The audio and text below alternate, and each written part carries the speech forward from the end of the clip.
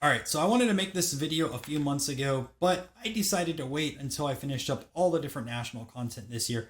But we're going to be comparing the US National, which this was my badge that we got over there, in comparison to the AGM, which is the national convention for a lot of different collectors over in the UK. Now, I do know that they have a UK card show that they're expanding out, but that card show is going to be modern based. This is kind of your historic national type of card show over there. So we will be comparing both of these shows, kind of give you a little bit more in depth on that side of things.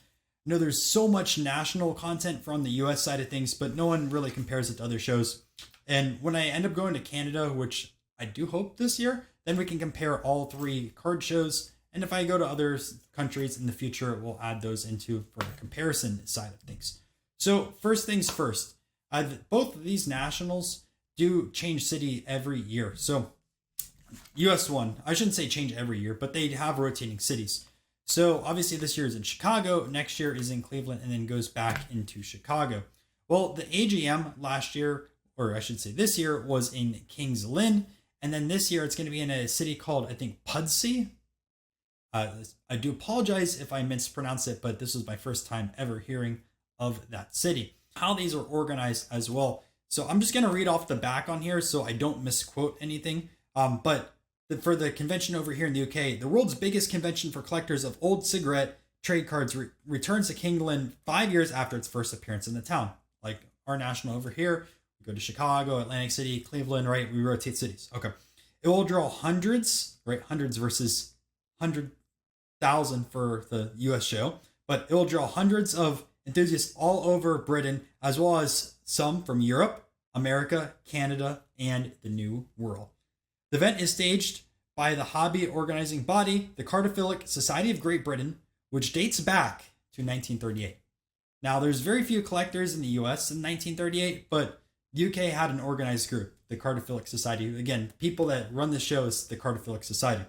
The society has around 20 branches in England, so each of the different branches has an opportunity to host the national, and those host their own smaller card shows.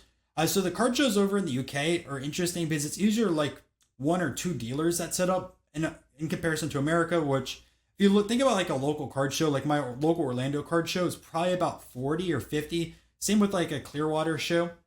When I used to go back over there, the Bay Area card show, probably about 50 to 80.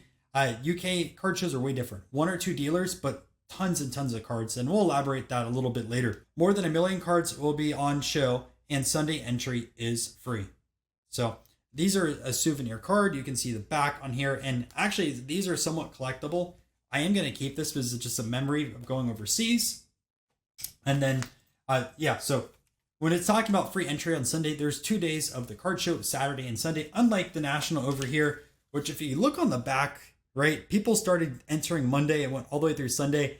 For the general public, if you wanted to go VIP, Wednesday, if you were a dealer, you get there on Tuesday. So the US show is quite expanded the amount of days that you're going to go there, and also way more people walking the floor. This said hundreds, right? The National this year, people have said over 100,000 people attended the show. But like the size and scale are way different too. So like the UK National was kind of like a gymnasium and compared to a convention center, but it was still very tough for me to get through all the cards, even being there 2 days, not taking breaks or anything like that. And it was based off of how the card show was actually set up. So here in America, we are a very showcase heavy card shows. So you'll see cases full of slabs, right? Everything will be priced out, and you can walk by and see, 50 or how many cards are in a showcase really fast. All right, showcase here. Go see the next showcase. And sometimes dealers will have boxes, right? You'll have your bargain bins, dollar cards, $5, $10 cards, different things like that. And you can walk booth to booth and go really fast.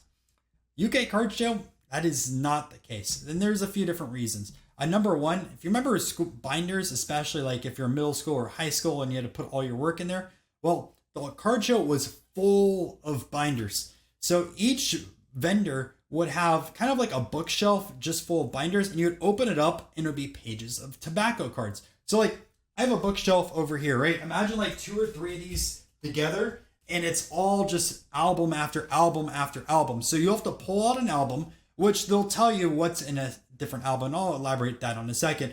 Open it up, and you have to go through all the different pages to see, specifically what cards are in there. The other thing is like none of these cards are graded. So in America, right, we have everything graded. We have a price on the card. Like for example, this Walter Johnson T205. I priced this at $18.25. Right? That's where I think the value of this card is around. Nothing is priced over there. In fact, they use this. And let me find this for a second. So in the UK, how they price cards is with this, the cigarette card values, the Murray's Guide. So this one is all the way back in 2001, right?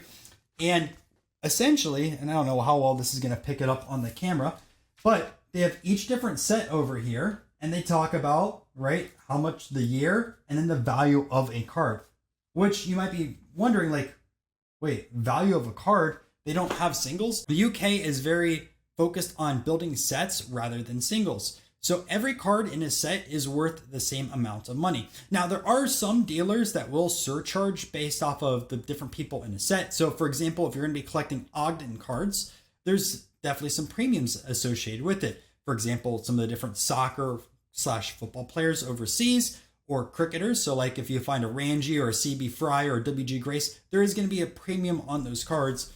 There's not any mention specifically in here, but the dealers know that these go for a premium and they will surcharge those. But for most sets, every card is going to be priced the exact same. And that doesn't even matter based off of condition, because most of the people over in the UK, or at least this card show, didn't really factor in condition into pricing.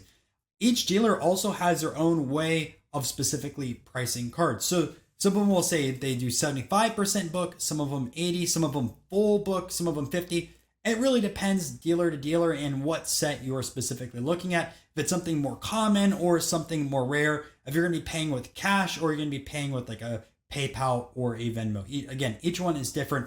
The one thing I will say that's completely different than the US card shows is there's zero negotiations. Your price is final. So you go up to a table and let's say you have a stack and it's 100 pounds. That's the final price. It's not like the US card shows where let's say you have a stack and it ends up being $100. You tell the dealer, all right, can you do $80? They come back at you at $95 and you guys agree at $90. No, the price is final. 100 is 100.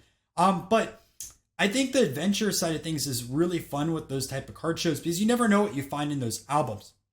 But speaking of organizing the albums, which I completely skipped over, all these albums are marked by the different manufacturers. So this isn't going to be the best example, but I'll just still show it. So for example, like these are all Ogden and Guinea gold cards. So over here we have Grant, then we have McKinley, and then we also have Andrew Carnegie, 3 historic figures. So they might have an album that says Ogden Guinea golds. Then there might be an album in general that says Ogden cards. Now, typically Ogden tabs like this, they are going to have their own separate albums, but just for this example, right? Let's say both of these are in an Ogden album, which we have a George Washington over here from 1924. And then we have this Ogden tab of Theodore Roosevelt, which I think this is a 1902.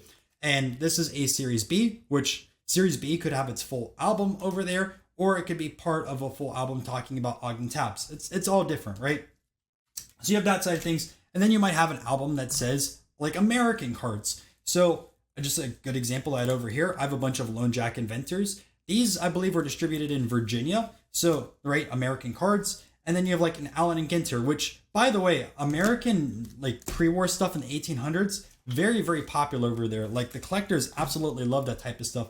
So your Allen and Ginter non-sports cards that most people don't realize exist. So different things like your smokers or animals and different things like that. There's a lot of collectors over there that really enjoy those type of cards. Even like Dukes, if you might be familiar with Duke N76s, I actually have one right here. Duke N76, right? American card, but very, very popular. And you can see this on the back. 78s and 79s, which again, I was surprised. There's more like pre-war non-sports over in Europe than there was at the National here in America. So another thing I think is worth mentioning is like even entering the show. So with the National, there's different plans that you can buy. So if you're a VIP, you can get in a little bit earlier. Then you have general admission.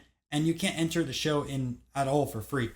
For the UK National, a little bit different. So if you're a member of the Cardophilic Society, you actually get to enter the show a little bit earlier. Beneficial because there's no way you're going to go through all the different albums, and some of the better cards do get cherry picked a little bit early on within the show. And Sunday is 100% for free, so it doesn't really matter if you're a Cardophilic member or not. And the last thing I should bring up is trade nights. So in America, once the card show ended, people either went to the official trade night or hanged out in hotel lobbies and traded all night long. Now, obviously, the population that went to the UK card show was a lot smaller, but there were 0 trade nights involved with the card show at all. So that was just a brief overview. If you guys want to see my full UK card show vlog, I do have it over here. I really recommend it. It actually is probably one of my favorite shows that I've ever gone to, and I'm going to try making it overseas every year for it.